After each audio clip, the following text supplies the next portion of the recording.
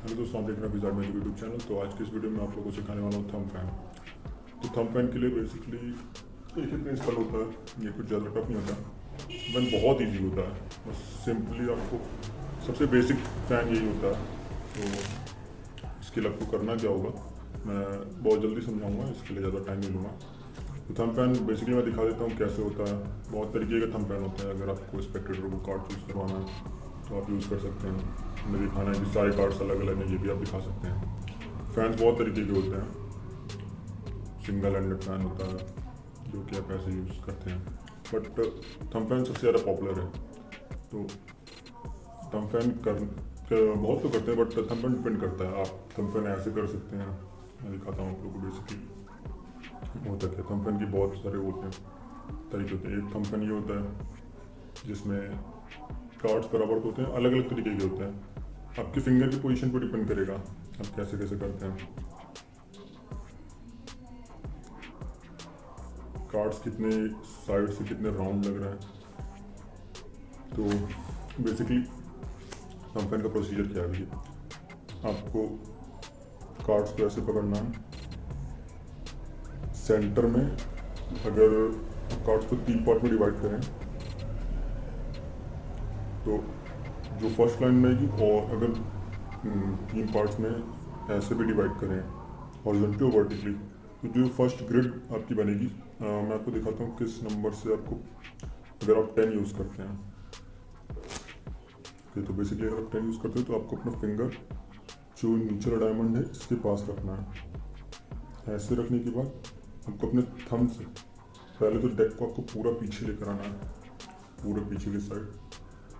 ये चीज़ आपको करनी है।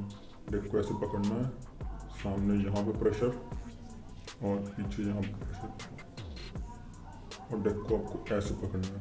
या फिर अगर आप ऐसे पकड़ते भी हैं तो आपको डेक को ऐसे पीछे करना है और फिर एक मोशन में अपने फिंगर से आगे की ओर बढ़ाना है। वो कैसे होगा वो देखिए, जैसे जैसे आप बढ़ाते जाएंगे,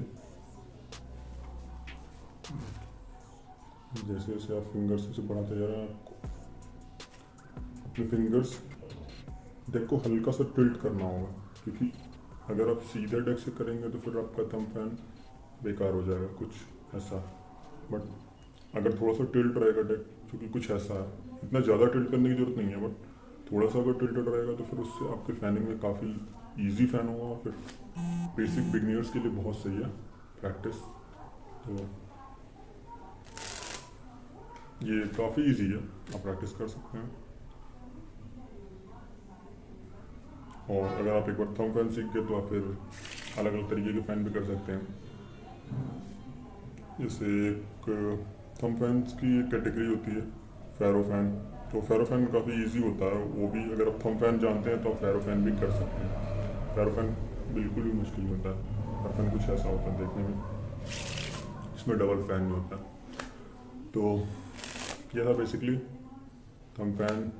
ज़्यादा नंबर ट्यूटोरियल नहीं बन सकता इसका, क्योंकि ज़्यादा कॉम्प्लिकेटेड मूव है नहीं। तो आई होप आप लोगों को समझ में आया होगा ये थंब फैन का ट्यूटोरियल। अगर पसंद आए तो वीडियो को लाइक करना और चैनल को सब्सक्राइब करना। मिलते हैं आपसे अगली वीडियो में, और कमेंट में अगर पॉसिबल हो तो आप बता देना कि मैं अगला मूव किस मूव के ऊपर ट्यूटोरियल बनाऊँ। तो मैं कोशिश करूँगा कि अगला ट्यूटोरियल मैं उस मूव के ऊपर बना दूँ और आप लोग को आसानी से सिखा पाऊँ। तो मिलते हैं आपसे अगली वीडियो में, तब तक के लिए गुड बाय।